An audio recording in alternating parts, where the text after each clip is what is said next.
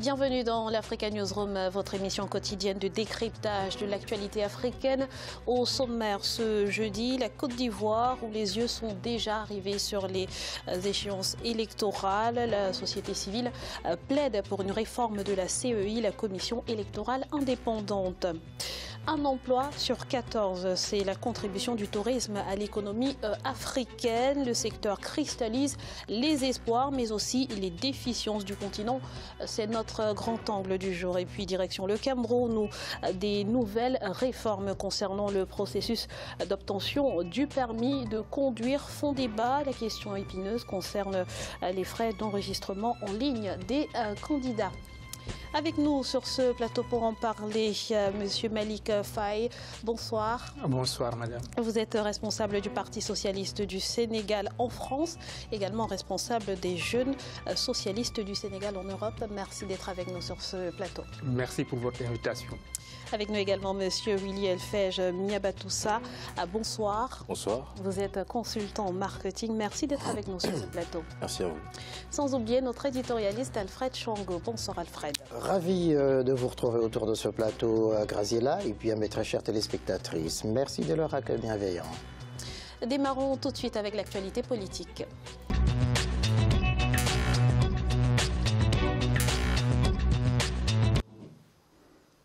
2018 sera une année riche en élections en Côte d'Ivoire. Les électeurs seront appelés aux urnes pour des élections régionales, municipales et sénatoriales.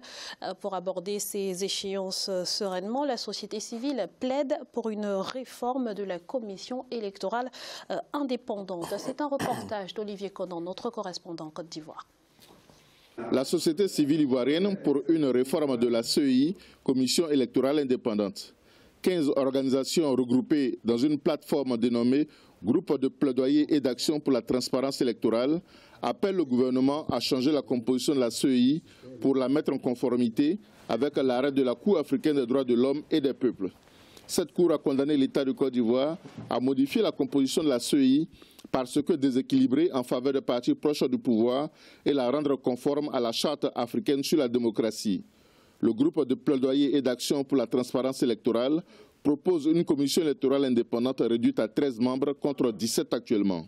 La famille politique comprend les partis d'opposition et les partis au pouvoir, à qui nous proposons de donner 3 sièges à chacun pour désigner non pas des représentants, mais des personnalités qui ne soient pas membres des équipes dirigeantes de ces partis. 3 représentants des partis au pouvoir, partis et groupements au pouvoir, 3 des partis et groupements dans l'opposition, 3 des OSC, 1 de la magistrature, 1 des avocats et 1 des organisations féminines. Pour les observateurs de la vie politique ivoirienne, il n'est pas réaliste de vouloir diluer l'importance des partis politiques ou écarter les chefs religieux et traditionnels ainsi que l'administration.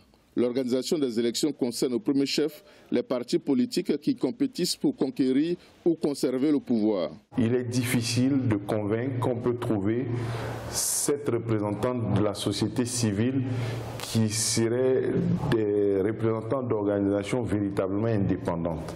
Si, voyez-vous, la société civile est de plus en plus impliquée au sein de la CI pour organiser les élections, mais qui va contrôler encore ces élections-là? Parce que c'est encore la société civile qui va pour dire ça s'est bien passé ou mal passé. En tout état de cause, le gouvernement devrait annoncer bientôt des mesures sur les élections en Côte d'Ivoire. Le chef de l'État a annoncé la tenue des élections municipales, régionales et sénatoriales cette année 2018.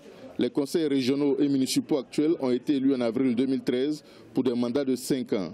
Les organisations de la société civile ivoirienne proposent également une modification du code électoral pour la tenue d'élections transparentes, crédibles et inclusives. Monsieur Faye, une réforme de la commission électorale indépendante est aujourd'hui nécessaire selon vous en Côte d'Ivoire? Oui, tout à fait. Je pense que c'est nécessaire, d'autant plus qu'il y a une nouvelle constitution qui a été mise en place en 2016 et qui dit nouvelle constitution, dit nouvelle procédure électorale. Et pour qu'il y ait en tout cas un respect des règles, en un certain moment quand même, il faut définir les mêmes règles que doivent instituer le mode de scrutin, notamment les sénatoriales.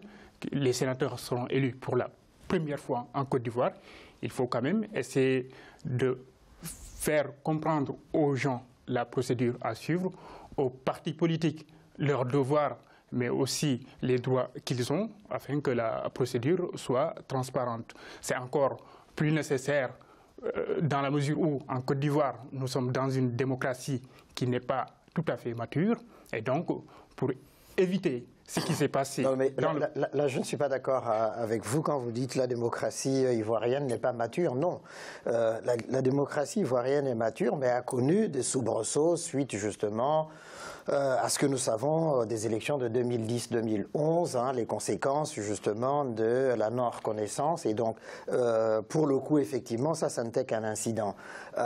Actuellement, effectivement, il y a cette recherche justement de trouver la juste voie pour aller vers des élections qui soient libres, transparentes et crédibles. Le vrai souci est apaisé. Le vrai souci, à mon avis, c'est que là, la société civile se réveille un peu tard. À quelques 3 ou 4 mois des élections, ça n'est pas possible de modifier justement les règles du jeu comme ça. Ça aurait été justement au moment où la nouvelle constitution a été avalisée, présentée et reconnue, acceptée. Ça aurait été à ce moment-là qu'il aurait fallu engager justement ce travail de réforme de la commission électorale indépendante. Il ne faut jamais attendre la dernière minute. Je suis assez d'accord avec ce que vous dites, parce qu'effectivement, il y a un problème de timing qui se pose, pour la simple et bonne raison qu'effectivement les élections ont déjà été programmées. Le président Alassane Ouattara l'a annoncé en décembre dernier. Et je pense que le débat n'est plus, à mon sens, à une éventuelle réforme ou pas, même si on conçoit parfaitement qu'un dialogue puisse être établi avec la société civile. Mais je pense que là, la véritable question, qui est à mon sens majeure, c'est faire en sorte que les élections puissent être organisées dans de très bonnes conditions. Car l'année 2018 s'annonce charnière. Et à mon justement, sens, certains partis, et notamment de l'opposition, ont d'ores et déjà conditionné leur participation au jeu électoral, à la réforme finalement de cette commission électorale indépendante. Mais c'est exactement ça, en fait. Parce que tout à l'heure, je parlais de démocratie mature. On ne peut pas parler de démocratie mature alors qu'en Côte d'Ivoire, des mandats qui étaient de 5 ans sont allés jusqu'à 9 ans. Pour qu'il y ait un renouvellement. Et puis, encore là, c'est que si vous me permettez de terminer, on ne peut pas parler de troubles pour des mandats municipaux. Il faut quand même qu'on prolonge à chaque fois. Et ici, ce qui s'est passé, c'est qu'on a failli reporter les élections jusqu'en 2019. Bien sûr, mais encore, sur la réforme de la commission électorale, l'ensemble des partis étaient d'accord quand même pour que ça soit fait.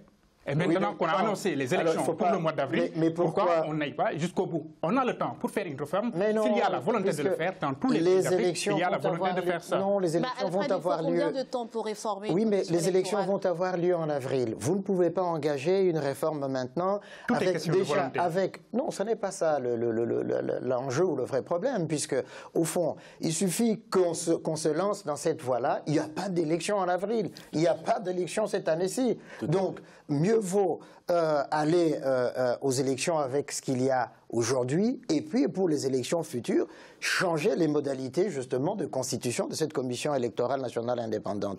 Quant aux partis de l'opposition, évidemment, on sait aujourd'hui que les partis d'opposition sont atomisés complètement aujourd'hui en Côte d'Ivoire, sont divisés complètement. C'est normal qu'ils fassent dans la surenchère. Moi, je dis toujours, on est vraiment dans la phase de la reconstitution de l'opposition en Côte d'Ivoire. Mais faut-il tenir une élection? Ça prend du temps. Faut-il tenir une élection juste? Oui, mais par souci de cohérence, je pense que ce que dit M. Chango est tout à fait exact, à savoir que aujourd'hui, si on se lance dans cette réforme, aussi judicieuse soit-elle, je pense que dans le timing aujourd'hui qui nous est imparti, on n'aura pas d'élection pour cette année. Là, on a une véritable problématique. C'est organiser l'élection de manière transparente dans des conditions idoines. Et aussi... justement, comment organiser des élections transparentes si la commission électorale en charge de l'organisation est jugée comme pas indépendante finalement? Oui, mais vous savez, là, on reste en fait sur des querelles politiciennes finalement. Absolument. Parce qu'en vérité, l'indépendance sera toujours remise en cause, notamment vis-à-vis des oppositions. On a un calendrier qui a été fait et en plus, on a une innovation quand même même assez majeur qui est l'adoption d'un Sénat. Je pense que c'est sur ces éléments qu'il faudrait se focaliser, puisqu'il y a une autre problématique qu'on n'a pas soulevée, c'est celle du budget. Donc je pense que la réflexion est orientée déjà sur des éléments assez techniques. Et donc je pense que c'est à ce niveau qu'on devrait focaliser notre attention et peut-être...